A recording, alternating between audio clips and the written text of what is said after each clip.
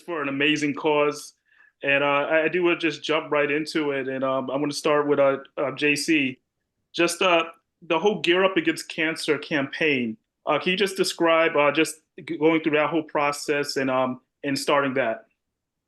Um, NFL Alumni and the CDC have partnered for this Gear Up Against Cancer campaign, and in particular, lung cancer, which is the third leading cancer of all cancers, which is pretty surprising and really affects the men of color, African American men, and so we just want to try to help and do our part in terms of getting the awareness out.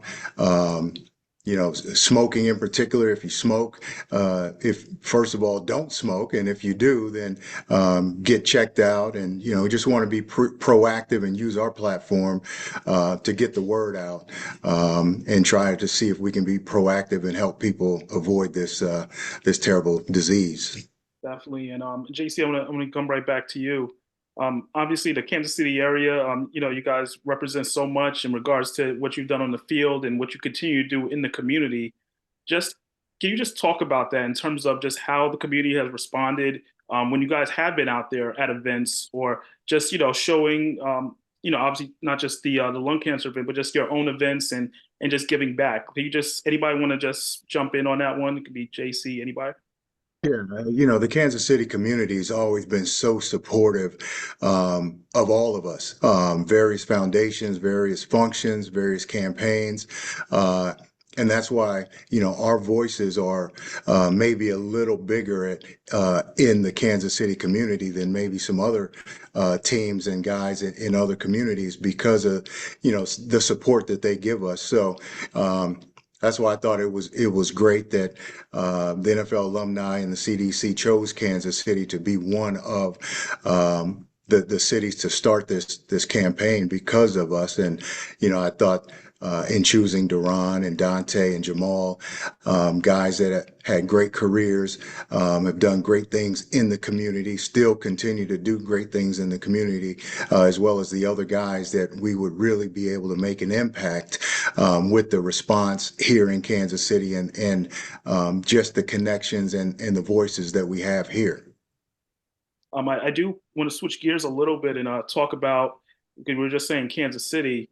Of course, we know the big news that the Chiefs will be moving over to the Kansas to in a couple of years and leaving Arrowhead Stadium. I'm just curious, just your guys, your memories. You played in Arrowhead Stadium. All the great games that you've played. Is there anything that sticks out just from your time playing? I don't know if you're gonna piggyback off of that as well from that moment. Yeah, absolutely. And I don't know, Duran, if you caught that dig by Dante, man, about Municipal Stadium. Yeah. Hey, I know I was way after that, bro. But Yeah.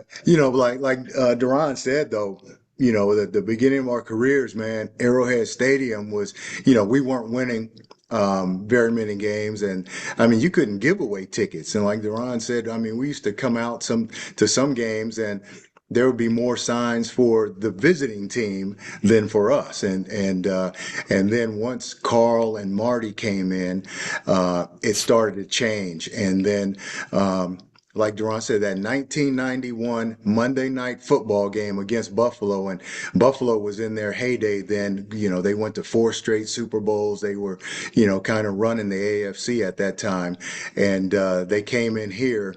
And that stadium, that was the beginning of Arrowhead Stadium and the mystique that it now has. And man, the electricity in that stadium, you hear guys talk about the atmosphere being electric.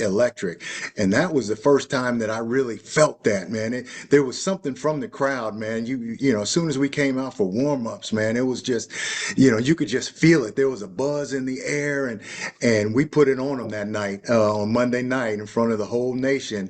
And that kind of led to where it is now, or the beginning of it. But of course, these great players, Dante, Jamal, Duran, they all had to do lend their talents to that so that the Chiefs can continue to win because, obviously you have to win to keep that environment. And those guys, great players, all pro players, many memorable plays. And that also lends to the mystique of Arrowhead. And, those guys will always be in that Arrowhead lore as well. But yeah, that stadium is something else. So it's going to be sad to see that gone. But hopefully in Kansas, in the new stadium, they'll be able to replicate the fans because fans are fans. And Arrowhead Chiefs fans travel all across the country, so they shouldn't have any problem traveling from Kansas City, Missouri to Kansas City, Kansas. I hear that. And obviously, this past season, a little disappointing with the record and just the way things kind of ended off. Whatever could go wrong went wrong. Do you feel like this past season was just like a bump in the road, or was this possibly the end of probably one of the greatest eras in NFL history? And I think hunger is a part of it. There are some guys on this team that have only been to a Super Bowl. They don't know anything else. This is the first, and you know how hard it is to just get to the playoffs, let alone the Super Bowl.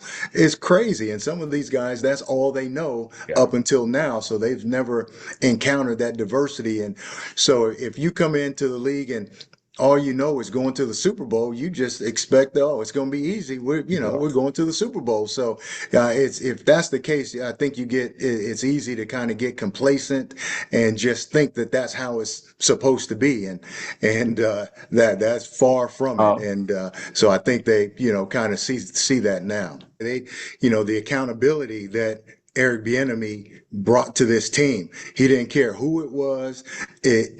All this jumping off sides and penalties. Yes, it wouldn't have happened. So they need somebody that's going to bring that accountability back.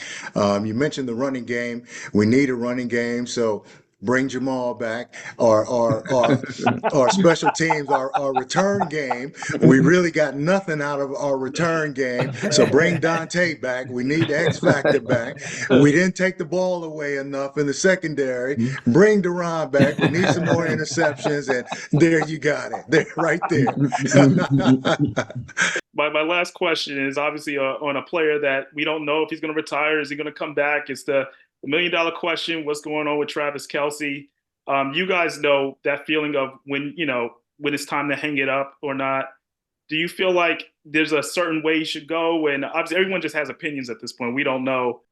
Yeah, I can see both ways, man. Like Jamal was saying, you got nothing left to prove. You've done it all. Your Hall of Fame career, you got so much going on off the field.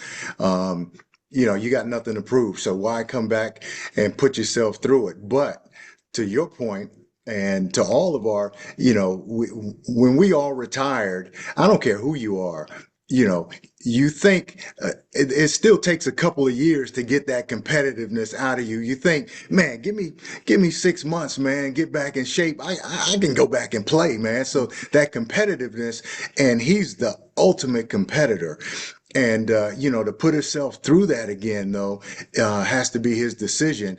Now there's nothing to say, too, that he has to come back right now and go through training camp and all that. He might wait till the season starts and see where this team is at, see how Pat comes back, and then come back at that time. We've seen that happen also, but that gives him more time to rest up, get that fire burning again, because he's gonna have a long off season, getting married and all that kind of stuff. But I can see it both ways. If he wants to come back, he can still come back and be at a high level, but he's got nothing else to prove to anybody but himself.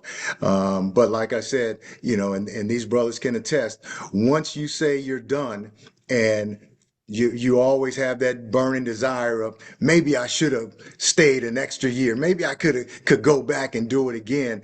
So if he has all that out of him, then fine. But if he doesn't, then hey, like we used to say, man, go till the wheels fall off, and go from there. So I can see it both ways.